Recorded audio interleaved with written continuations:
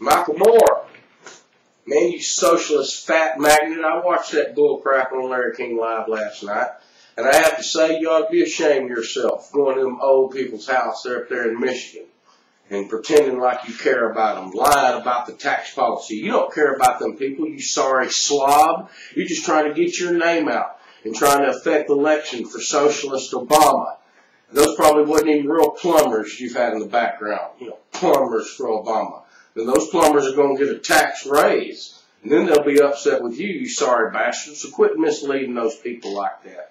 And I have to tell you, there's one thing you said on Larry King Live last night that I'd have to agree with.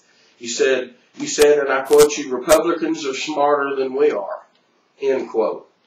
Well, man, that's the one thing I agreed with you on last night. I'm a Republican, and I'm damn sure smarter than your fat slob ass. So, yeah, I'd have to agree with that, as most Republicans are smarter than you.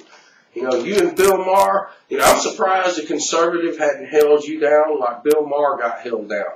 Because all of y'all going to end up with a fat Bill Maher liberal nose for trying to spread that socialist crap around. Don't buy it, America.